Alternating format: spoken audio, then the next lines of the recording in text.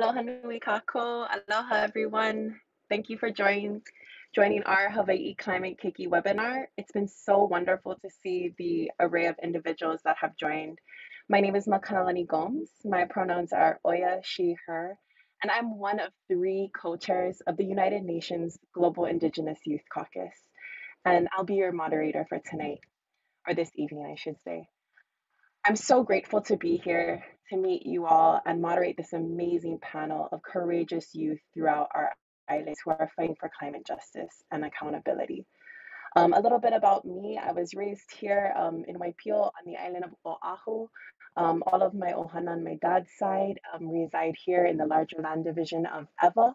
And I was also raised where my mama is from in the larger land district of Puna on Hawaii Island in what is called Ola'a and sometimes known as Kea'au. And so I just thought I'd share a little bit about myself in that way to bring those pieces of ʻāina with us tonight here as we hear about these courageous OPO. And I think it's always important to bring in ʻāina because that's, I think, what inspires so many of us. So mahalo for being here tonight. We are all in for a special treat as we chat more with our panelists. And there are also interactive ways for us to engage during this time together. While we are getting started, please take a moment to share with the panelists and fellow viewers on how the climate crisis has impacted your life on the Padlet that we created. The link is in the chat. Everyone is invited to participate and you do not need a Padlet account to post. You are welcome to start your own post by clicking the plus sign at the bottom right corner, or if you see a post similar to what you were going to share, please feel free to comment on the existing post and share your mana'o.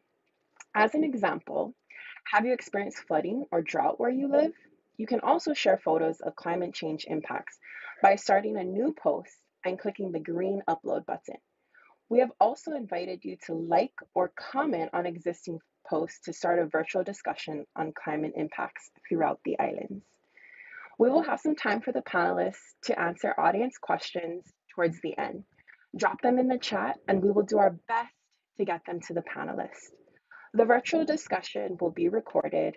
The video will be live here on Facebook and recorded, and a recording of the panel will be posted on our website at the bit.ly link in the next couple of days. And now I would like to pass the mic to one of my heroes and someone I'm lucky enough to call a friend, Wayne Tanaka of the Sierra Club, to give some insight on the webinar series, Decolonizing Climate Action. Wayne. Thank you so much, Makanalani, and good evening, everyone. My name is Wayne Tanaka. I am the director of the Sierra Club of Hawaii.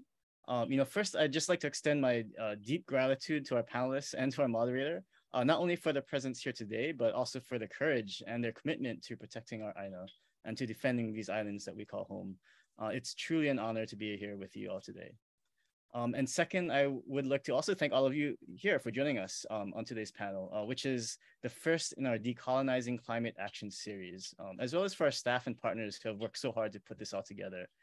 And just a quick note about this series, as you may have heard this past year, the Intergovernmental Panel on Climate Change acknowledged what many have been saying for decades, and that is that colonialism, or the displacement of indigenous peoples and systems, has been and continues to be a driver of our climate crisis. And here in Hawaii, this could not be more clear, where we can see how Western institutions, policies, economic drivers have largely replaced the indigenous systems and science and the ʻāina-based values that had previously protected and sustained our islands since time immemorial. And we can see these consequences and vulnerabilities that have resulted, from having our prime fishing grounds polluted with PCBs and industrial waste, to having our prime farmlands now developed into $5 million mansions growing swimming pools and palm trees, to the hours-long lines that result every time our harbors are threatened with people trying to buy toilet paper and canned spam. But fortunately, as exemplified by the youth here with us today, our island's pre-colonial foundation continues to be perpetuated from generation to generation. And in this foundation, that lies our last best hope, all of our hope for our future. And really, that's what this series is about. And so as we listen and reflect on today's discussion, let's all acknowledge the ways in which our islands, our planet, are being harmed and held hostage by some of these colonial institutions and assumptions, many of which are rooted in the perpetration of historic and ongoing injustices against indigenous peoples, including Queen Liliuokalani in the Hawaiian Kingdom and the Kanaka Maoli, to whom this ʻāina rightfully belongs. And especially for those of us fortunate to have immigrated and settled here on these islands, let's also reflect on our particular role, our responsibility to restore and to defend the environmental and cultural and moral integrity of Hawaiʻi, as not just a key to our survival, but also because as beneficiaries of this ʻāina, it's just the right thing to do. And so mahalo nui again for joining us today. I look forward to seeing you all again in our future panels as we further explore what it means and what we can do to decolonize climate action. And with that, I will pass the mic back to our moderator and panelists. Thank you. Mahalo nui, Wayne. You guys see why he's my hero? And now I get to introduce another hero of mine, and another, ʻāina warrior, aloha ʻāina warrior, Marty Townsend, a specialist with Earth Justice.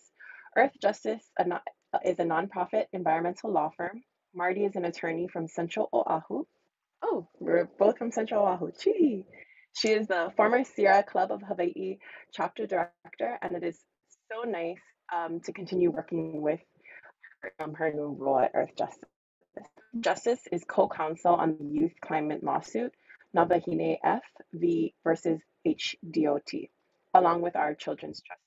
Our Children's Trust represents and supports young people in active climate litigation across the US and around the world. And their state case, held v. State of Montana, is proceeding to trial in 2023 and will be the first ever children's climate trial in US history. And now I can pass it over to Marty. Mahalo, Marty. Thank you so much, Makanalani. It's my pleasure to be here.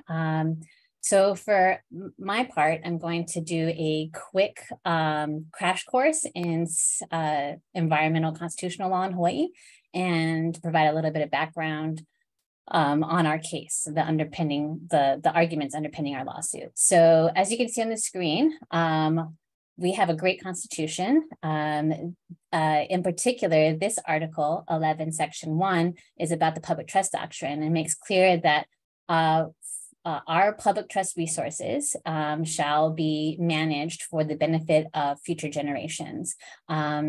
So this constitution was ratified in 1978, and it pulled forward a lot of key concepts from the Hawaiian Kingdom, which was forcibly overthrown in 1893 by American sugar planters with the help of the US military. And it's critical that our community leaders in the 1978 recognized the importance of pulling forward these concepts that ensured that Native Hawaiians and everyone who lived in Hawaii had access to abundant, healthy natural resources to live. And this formulation of the public trust doctrine is rooted in traditional Native Hawaiian management principles. The idea that we, only take what you need. The resources are not privately owned, and yeah, that's the basics of that. So then the next slide goes to Article 11, Section 9, and this is your right to a clean and healthful environment. And this is particularly visionary. The idea here is that each of us have a right that we can enforce in court to a clean and healthful environment.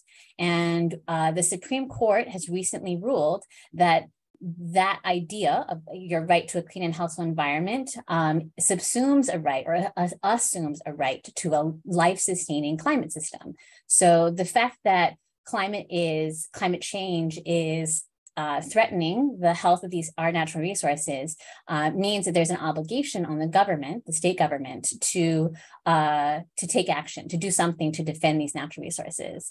And For our part, I feel like Hawaii's leaders have really done a good job in trying to establish Hawaii as a leader in climate policy. Our legislature was the first to adopt the goal of being 100% clean by 2045.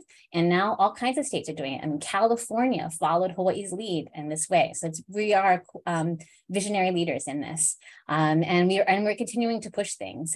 We actually updated that goal to be now a goal to be 100% carbon negative by 2045. And that means that Hawaii actually captures more carbon than it emits. So we are we're keeping up with our vision for ourselves. And the reality is, though, the laws are only as good as the agencies that implement them. And so we can see that we are making progress on the electricity side of carbon emissions. But when we drill down, and I'm going to do that right now, we can see that on the transportation front, we have a lot of work. So the next slide shows measurements of CO2 from the Mauna Loa Observatory. And the takeaways from this scary wiggly chart is that CO2 is growing faster than it was 40 years ago. This is globally. It's actually 3 times faster. And that the amount of CO2 in the air today is 50% more than it was 200 years ago. And when they look at how carbon breaks down in the atmosphere, scientists see that 40% of the CO2 that we emit today will still be in the atmosphere in 100 years. And about 20% of it will still be there in 10,000 years. So really, the things that we're doing now definitely affect the future. On the next slide, you can see specific to Hawaii in our transportation emissions and projections. So that large red block on the left side is emissions that have already been put out there. So that's what we're dealing with now. The blue dotted line going down is where we want to be. That is Hawaii doing what it can to reduce its carbon emissions from transportation to be 0 by 2045. And then that check markish red dot line at the top there is Hawaii's projected emissions. And so that's where we are headed to go, or where we are anticipating going based on what we're doing so far. You can see a little dip there for 2020. 2020 is an anomaly because of COVID. A lot of our carbon emissions were reduced. But we can see that when things are going back to the way they normally are, that our emissions are projected to significantly increase. And then what we're finding in our research is that, basically Hawaii's carbon emissions from transportation are 85% higher than all the other countries on Earth. And that, trying to reduce our carbon emissions now, because we have not been doing it well for 10, 20 years, we now have to do it faster. So scientists are saying that we need to reduce emissions 19 times faster than we had to in the past 17 years, all because we have been failing to reduce carbon emissions from transportation all this time. I mean, the Department of Transportation hasn't met the goals set out for it to reduce emissions since 2008. So they're really behind the times. And you can see that more on the next slide, where you can see our total carbon emissions compared to transportation emissions. And so the solid lines are what has happened in the past. So that is done already. And then you can see that little dip for 2020. And then in the pink line, this is the future for all emissions, and you can see it's on a downward curve. It goes up a little bit, but it's basically trending downward. Compared to the blue line, the teal blue line that's dotted shows you that the transportation emissions are actually kind of on an upward swing. And what the science shows is that emissions from transportation are currently about 50% of our statewide average of greenhouse gas emissions, and they're expected to increase by 41% between 2020 and 2030. And we cannot have a situation where our emissions are actually increasing from transportation. We can move to the next slide. This shows the composition of our emissions, what makes them up in terms of transportation. And there are a couple of things I want you to take away from this slide. So you can see that ground transportation obviously is the the largest part of the pie of transportation, but also aviation. So all the domestic flights, so inter-island flights, and then flights between the continental US and Hawaii. And the thing is that we are hearing from industries that are, that use ground transportation and aviation, that they are interested in reducing their emissions. The great example that's given is rental car industry. The rental car companies are starting to make investments in zero emission vehicles. But unfortunately, that transition has been slowed here in Hawaii because the Department of Transportation isn't investing in those, in the infrastructure that's needed to support those vehicles. So they spent millions upon millions of dollars upgrading the parking structures for rental cars at Honolulu International Airport and several other local airports, but they didn't invest any money in the charging stations and infrastructure to allow for charging stations at those parking structures. So now rental car companies can't offer at least the level of the number of zero emission vehicles like they would want to. And a similar challenge is experienced by local residents, that especially those with long commutes, when there isn't the infrastructure put, in town or out by their house, then they cannot, they can't rely on a zero emission vehicle because they can't ensure that they have the charging or the hydrogen or whatever source they want to use available.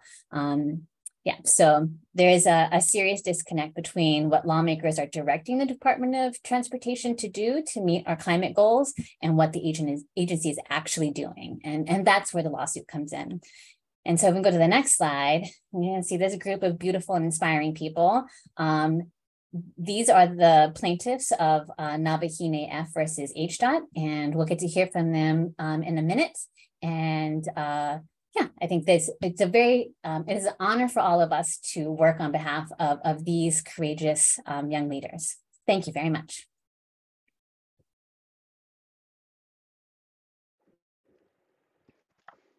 Mahalo nui e Marty for laying out what it's at stake and really the framing of the importance of this lawsuit. It's really interesting, but I think we're all sitting there with so many questions and so many emotions and feelings because I think it's pulling on our mind and raising consciousness and also our hearts. And I just want to remind everyone that there will be a time for questions towards the end, but please feel free to continue to drop your questions as they pop up in the chat, and we will do our best to get them answered. And now I have the great honor, and without further ado, to introduce now my new and more heroes for me, three amazing panelists. First, I would like to introduce Ku Kay, is a kalo farmer from Kaula Valley in West Maui, where her family has raised crops for many generations. She enjoys fishing and swimming in the nearshore waters around Maui. Messina DR lives in Kailua, Oahu. She's an avid ocean user and a committed advocate for protecting the climate. And last, but definitely not least, Kaliko T is an Olelo Hawaii immersion student living in Honokohau in West Maui. And she enjoys gardening, swimming, fishing, and songwriting. Incredible. I'm so inspired. Mahalo nui to our three panelists for joining us today. I'm so excited to talk story with and really learn from all of you. So let's just jump right in. We send our aloha and well wishes to Kanoa, who was meant to be on the panel, who was going to join us, but is not feeling well. So aloha nui and mauliola to Kanoa. So Velina, Maiku, Messina, and Kaliko, again, mahalo for joining us and calling in from your folks from across the ʻāina. Really, it's amazing to have that kind of representation. And so we'll go ahead and to kick off our discussion portion, can each of you please briefly describe how climate change is affecting your life? And why, and maybe why you're, and how that factors into why you're part of this case. Aloha, my name is Ku, and my family are kalo farmers, and so drought has a big part in climate change. And when there's a drought, you can't really provide from a kalo patch too much. Another way that climate change has affected my family and I personally is the shorelines here on West Maui and all over Maui, and I'm pretty sure all over the state, are, as we know, decreasing and decaying. And recently, this year, a bunch of our iwi kupuna have been exposing themselves and being washed away in the water. So my family really helps in that, and that's how climate change has been really affecting my life and my family around me. Mahalo. Mahalo nui for again the bravery and really connecting for all of us that the intergenerational, the past, when you're mentioning you know, the stewardship of iwi kupuna, and how this is a family kuleana, a beloved responsibility, and tying it in with your kuleana in the here and now, and what that will mean as we see coastal erosion, and like you said, without clean water, how can we, and other climate change, how can we have kalo, which for us is a beloved ancestral food. So mahalo nui for your wisdom and all of your aloha, and to your ohana who's steward this kuleana. Messina, I think we're meant to hear from you next. Aloha, everyone. I'm so happy to be here. So I have lived in a beach community, as I think a lot of us have, most of my life. And my whole family, from my grandparents to my parents to me, we've all lived in this one neighborhood for most of our lives.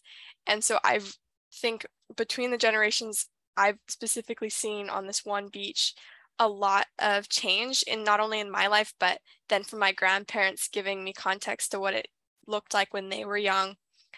And they have a painting in their house of what our beach used to look like, and it is absolutely unrecognizable. Like, this beach we can barely walk on used to be this giant sweeping like beach where there'd be people laying on the sand and playing. And my mom once took me out like 20 feet away from the shore, and she was like, "This is where my friends and I used to play beach volleyball." And so really, really seeing, and then also in my lifetime, slowly, there's less of the beach that we can enjoy. And it's really sad because it's my home and it feels like it's going away. And I've also seen a lot of change to the coral reef, which perhaps is the saddest. And, you know, just in my lifetime, I haven't been around that long. I used to swim out, and the coral used to be like vibrant, like iridescent pinks and greens and just these incredible colors. And now when I swim out, there will be an occasional pop of color, but it's mostly just dead and sad. Like it's not even existing anymore, which really, really makes me sad. And so all of this, and just knowing what we also have in for us in the future, I feel like it wasn't even an option for me not to be part of this case. I was like, it's my kuleana to represent future generations and my current generation, to like have a earth to have and give to the next generations. So incredible. Another testament to, you know, the intergenerational knowledge that you've lived there, and the painting and your mom's stories and now your stories. And then just really working up the courage to defend, you know, one of our oldest ancestresses is the coral, and, you know, the coral polyp, right, is one of the first things that I'm thinking of. This comes in us in the kumulipo. And so mahalo for sharing with us. And Kaliko, please, may we hear from you next? Mahalo. Aloha, my name is Kaliko, and I'm so happy to be here. And climate change affected my life because I live in Maui in a valley on the west side called Honokohau. And in 2018, Tropical Storm Olivia washed away my house, and it completely upwinded my life. And it's crazy to see how many flash floods can affect people's life, and how hurt people can get, and how eroded the ʻāina is after flooding. And I really hope that this case helps because it's a big problem and it's happening all over the world, and no kid should experience what I've been going through. So, yeah. Mahalo. That's such a powerful testament and statement that no one should ever have to endure this. And thank you for your vulnerability and sharing that. You know, as I am thinking of other folks, you know, in Puerto Rico and you know, what's so-called Florida, all of those people who are enduring climate change. And thank you again for your vulnerability and sharing that plight that you folks went through. I have another question, and so mahalo nui for sharing it and continuing to inspire with all of your wisdom. You know, I'm just so honored to hear this, all the wisdom that you folks have. Many of you spoke to different ways in which you mālama ʻāina and your pilina to this ʻāina, where you folks live, where your families have lived, and everything that you folks have been doing to take care of this, to ensure these things don't happen for us in the here and now and for the future. Can you please share more with us about your favorite way to mālama ʻāina, whether it's cultivating kalo, working in the local i'a, gardening, and why others should practice that as well? Messina, if I can call on you first.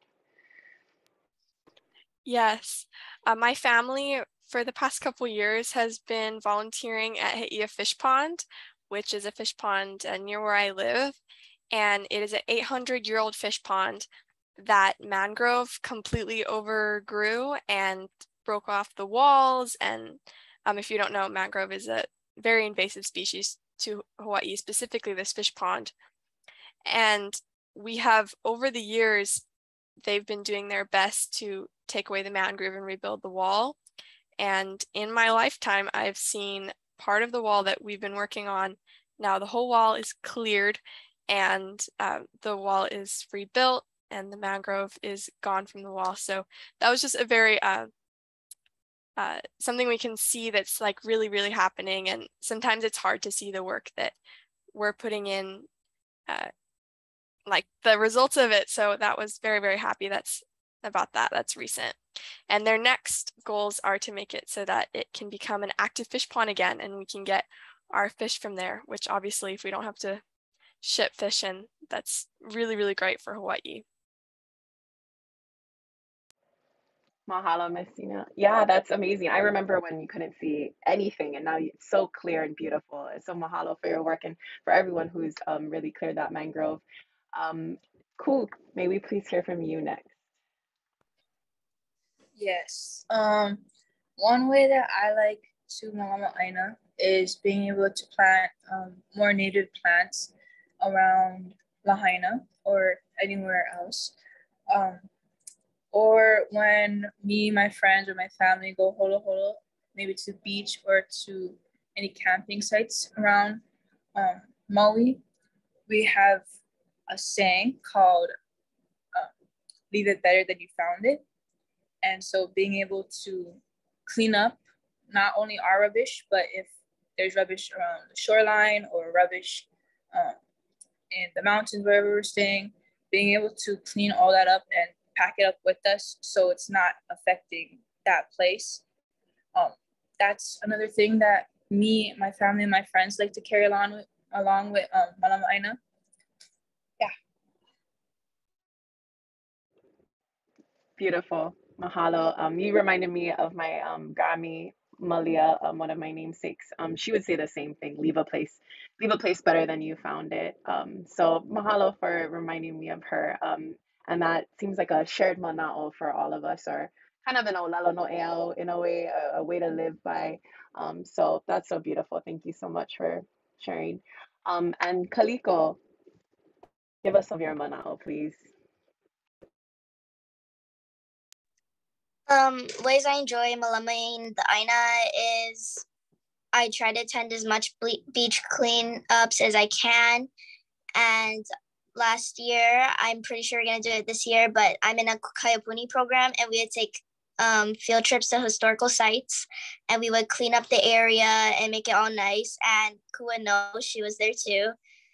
And it was really amazing to see how nunny it was after we left it. And me and my friend, we like to ride our bikes down to the beach instead of taking our motorbikes or quads, just to, you know, I mean, yeah, it's really fun. And I would share more about my garden, but due to a very hot summer, it's not really like growing, it's more like dying. So yeah. Mahalo, and that's been so real. You know, in my kilo or observation process, I live here in Waipio, and it's been a very, very dry summer. So that's another reality of climate change. And so, you know, I know that we're all praying for rain, and that we need the vai and the clean vai too. You know, and everything that I'm hearing, you know, and your folks' encouragement for others to do some similar and sharing your wisdom with us, is all of this courage. So we recognize our courage in being part of this case, and thank you for really stepping forward to ensure a more sustainable future for our Hawaii, and you know, for our our island Earth, our beloved island Earth, our planet. What do you hope those watching the development of this case and similar cases throughout the United States will learn, or will do, or will take action? Messina, can we hear from you first, please? Thank you for the question. So I very strongly, very much want everyone watching, everyone hearing about our case to know, and Marty talked about this earlier, that under the public trust doctrine, I have a right and you have a right to a clean and healthful environment. And that has been confirmed by the Supreme Court, that this includes a right to a life-sustaining climate system. And I just want really everyone to know that not only do we have that right in suing the transportation system, but everyone else on Hawaii, it's not just us, everyone has a right to a clean and healthful environment. I think it's really important that everyone understands that. Yes, mahalo for reiterating that for us. Kaliko, over to you. I really, with all my heart, do hope that people will recognize the choices that they make affect us and everybody my age. And I really hope that they take this case seriously and us seriously. Ew, I know I take you folks seriously. You as boss ladies. I'm ready to take orders from you anytime. Cool. I really hope that people understand that climate change is happening right now, not in 10 years, not in 20. It's happening now, and it has been affecting past generations and our generations. And I hope that people will put all that they can forward to help our ʻāina and our whole entire honua to become a better place for everyone else to live. Mahalo. No, mahalo ya oko. Mahalo. Yes, ao to all of this wisdom. I'm so grateful. I feel like I'm in a personal bubble with these three ancestors. You know, you guys are like kupuna wisdom here already. I'm just so I'm so tickled, honestly. So invigorated, inspired.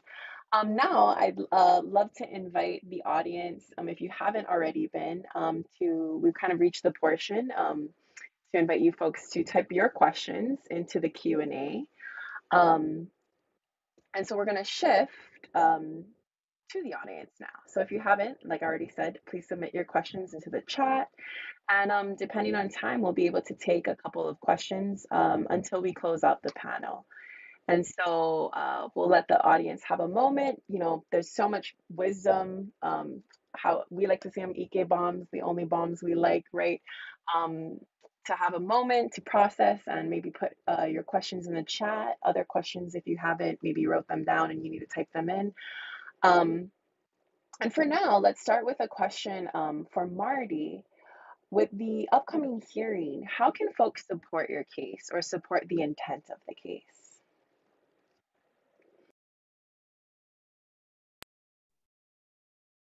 Thank you. Great question. So there will be a hearing scheduled. Unfortunately, we don't know right now when the hearing will be held, but the Department of Transportation filed a motion to dismiss, which is basically saying the court should lock these kids out of court, that they don't have a right to petition the court for help in getting the Department of Transportation to comply. So when that hearing is announced, you can watch it on Zoom, and you can come out in support of the youth plaintiffs that will be down at the state courthouse on Punch Bowl Street on Oahu. And yeah, there are going to be opportunities to do public displays of support for this lawsuit. And so, you know, follow the Sierra Club and Earth Justice and Our Children's Trust to get announcements for that. If people are interested in helping with, you know, art builds, we're doing art workshops and things like that to help people you know, to develop the content and materials to share. You know, putting information out online on social media. A lot of these young plaintiffs don't have social media, and so they need to rely on older folks to help get their story out. And so, you know, if you could take to your own networks on social media and express your support, and, you know, I think sometimes happens that, you know, lawsuits brought by young people are maybe dismissed as being not serious. And we just want everyone to know that we are very serious. And the briefs are posted to the Our Children's Trust website for the Hawaii case. And you guys can read it there. Yeah, so just staying informed. If there are young people in the audience who are, you know, have who are in school, we are doing presentations to classrooms to help explain this case and help, you know, them figure out a way to get in and participate and help out. And so if you're interested in having me or someone else from the plaintiff group come and give a presentation to your classroom, you know, please look us up. I'm M. Townsend at earthjustice.org. And you can also, you know, get in touch with me through the Sierra Club, and we can schedule a time that way. But yeah, it's all about public education and outreach right now to help people learn more about this case. Okay, mahalo. So what I'm hearing, Kako, is that we need folks to follow these pages on your social medias, on Facebook, on Instagram, and watch out for the next community event so we can raise consciousness, so we can raise awareness about these incredible youth and their advocates. And you know, the more we all know, and the better we can Kako them, we can support them while the case goes through. I think the stronger our community is going to be, the stronger our ʻāina is going to be, the healthier it's going to be. So that's the call to action. One of the calls to action I'm hearing is go ahead and follow. Go check them. Go follow, like, and share, and hopefully see some of you folks at the next art build or next event. Another question that came in, and I think this is for the panelists. How does it feel to see the case you filed getting so much attention from the public? Anybody feeling called to answer first? I'm not gonna lie, it's a little bit overwhelming to be like kind of, I don't know, showed to the whole entire state that we're in this court case, a big group of kids fighting for the state's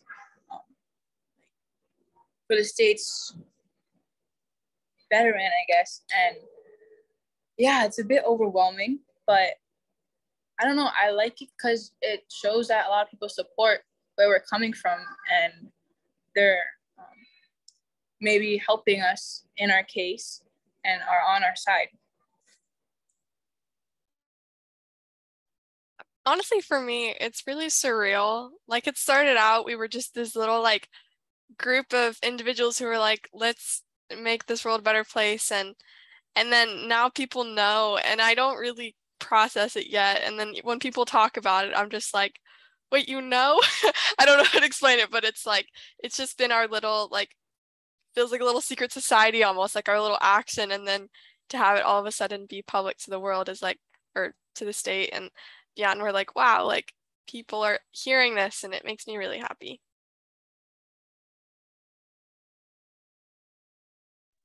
For me, I'm just like super excited that people are paying attention and wanting to help. Like today, my teacher just like, Kaliko, I saw you on the news. I fully support. What can I do?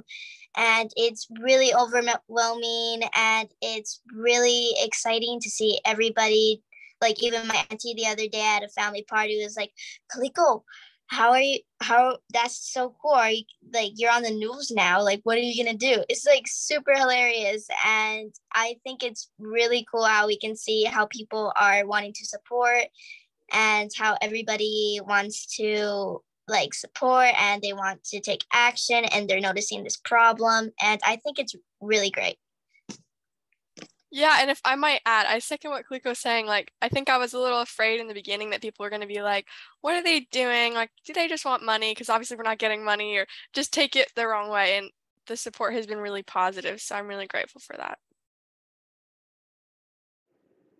That is incredible. Yeah, mahalo for sharing those really intimate thoughts, you know, on the excitement. I know when I think I was traveling for some kuleana with the UN, and I remember seeing it pop up, and I was just like, oh my goodness, who are these kids? I mean, like OPO, like I want to meet them. Like I know I felt inspired in the work, because sometimes it can feel a little, it feels a little heavy, you know, like you were saying, you don't know what people are gonna think about it, but it sounds like I mean, I know that we're all supportive, and I'm sure everybody who is out there watching us on Facebook land and all over is so excited. It sounds like your family, the communities are so excited. I know that we're all proud and so enthusiastic about supporting you folks moving forward.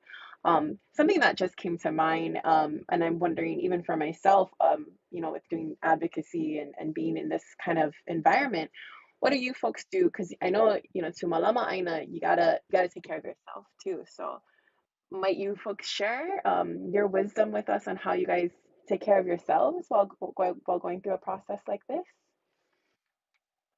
You know, just because it's really for me. You know, I'm just like, you guys are so wise. I need some advice. I need some advice from these Hopio with all the Ike bombs you guys got. If no one else wants to go first, I'll go. I feel like, I mean, I don't know if you're speaking to, I don't know, climate anxiety and how we're, okay, that's what I thought. I think for me, just being active, it makes me feel better about it, because there's, I think, a lot of times a feeling of hopelessness. At least that's one of the biggest ones. I feel like you've absolutely no control, but being involved in systemic action is not only, of course, beneficial, but it at least makes me feel a lot less stressed out, because I feel like I'm doing something. And then, I don't know, this might sound weird, but just looking at the stars, like whenever I look at the stars, it makes me feel okay that it's like we're just this tiny, insignificant little dot that no one can even see. And so even, you know, like it just makes it feel okay in some ways. So that's how I do it. I think something that keeps me going with all of this climate change happening is seeing the positive change in things that we put forward. So if we planted more plants, being able to watch them grow, I think like stuff like that, or shorelines looking way much more cleaner because we cleaned all the rubbish from there. That really helps me keep going in this climate environment. Another thing is like looking at all my little cousins, or all my cousins who are my age, and like being able to help them, and in the future being able to say that I helped them in a positive way in this whole entire like case and this whole entire situation that we're in right now.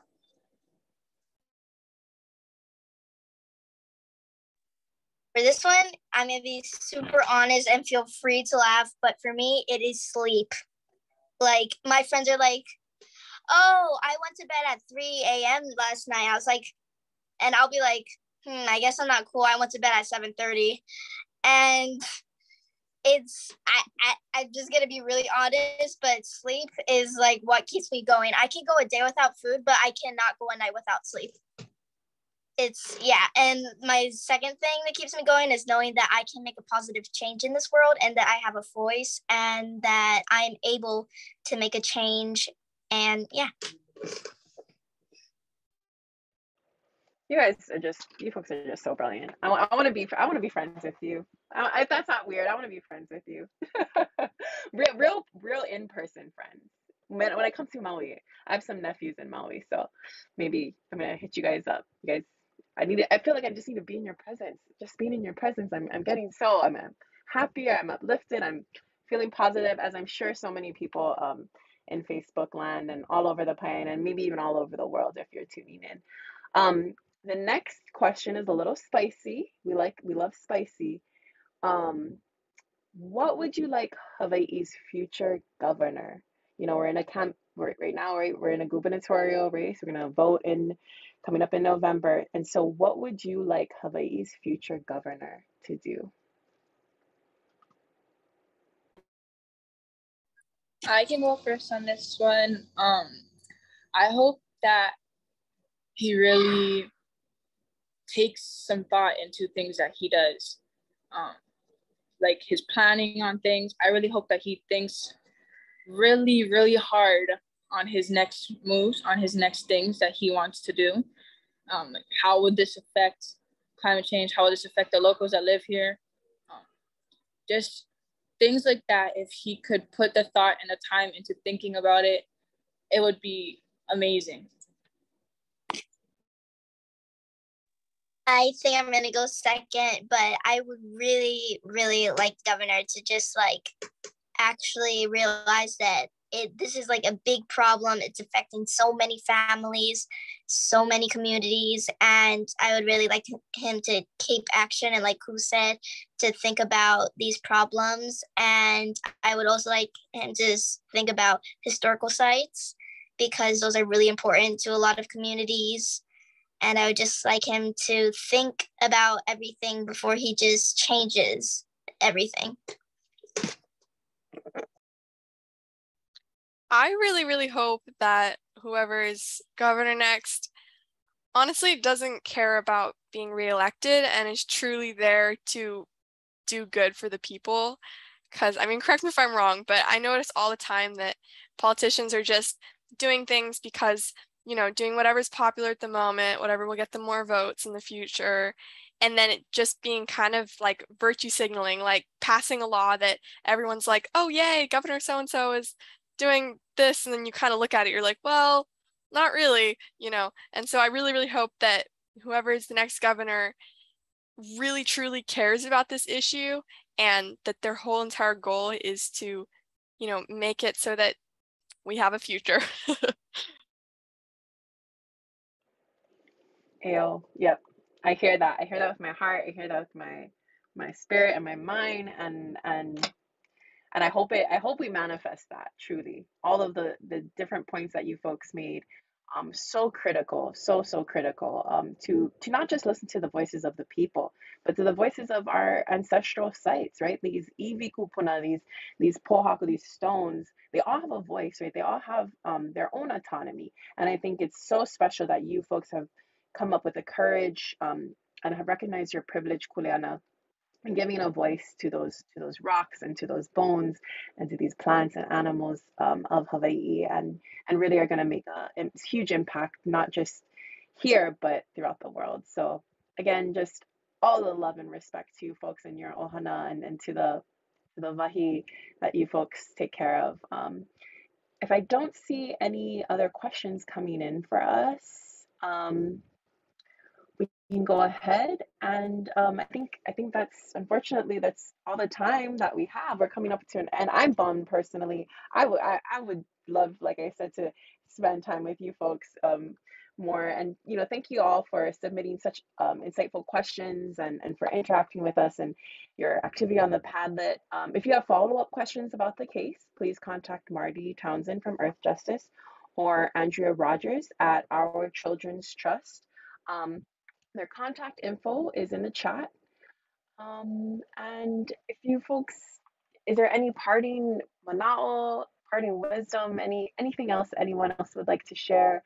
Panelists, I know that was a call to action for the governor, but I feel like it's a call to action for all of us, and the consciousness that we all need to have. Or Marty, if there's any parting words about the case that you'd like to share, I just want to take this opportunity before we close out. I think that what the panelists presented here today helps to demonstrate that it's true that our personal choices matter in how we address climate change and confront this existential crisis, but also that we live in a system and a structure, and the way in which the decisions that we make about how that structure looks and how we interact with it makes a significant difference in our ability to make individual choices that are significant. So yes, do all that you can in your personal life to reduce carbon emissions, but also hold your government accountable to make sure that they are helping in that process. I do have one parting word, and it's just that I really hope that we inspire everyone to be involved in systemic change, because it is truly so important. And I think it's something that people don't realize that they as individuals have the power to do if they're not a politician or something. And I want everyone to know that you can be involved, and that's what we all really need. I would also like to add on to Messina with the closing. I just want to mahalo nui loa to everyone who's been following us on this case and supporting us. It means a lot, because it means that we can actually do something and we can actually make a change in our whole entire ʻāina. Mahalo. I would also like to say one more thing, and like Ku, I would like to mahalo everybody for being here. We wouldn't be here if it wasn't for you guys, and mahalo for all the support and everything that you guys are doing to help us.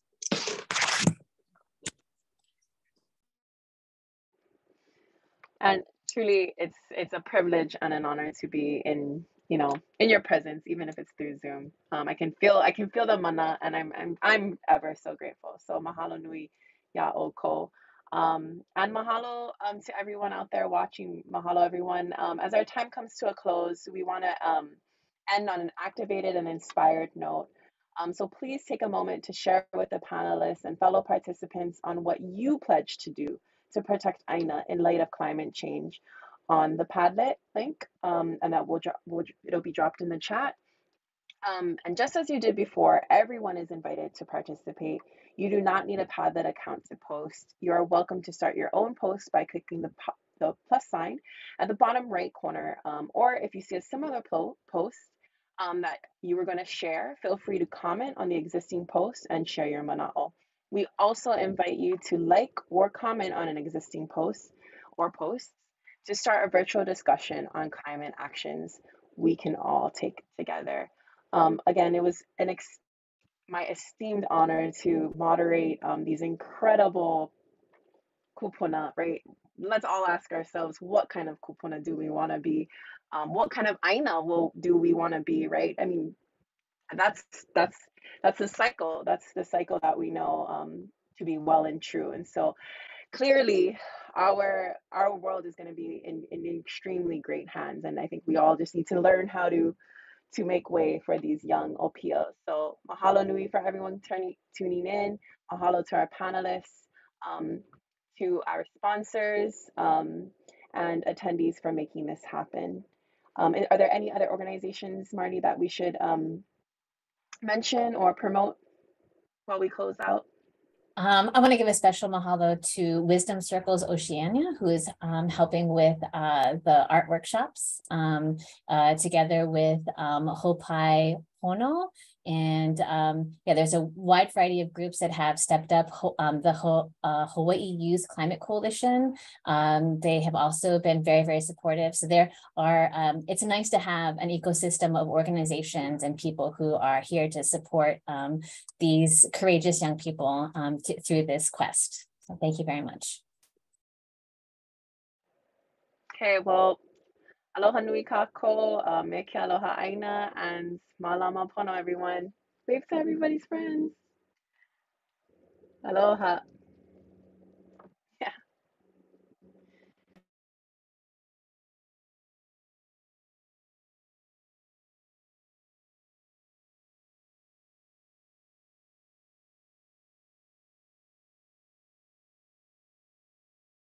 Great job, everyone. Good job, guys. Yeah, great job, everybody. Oh my gosh, that's so cool. I know. Holding it together for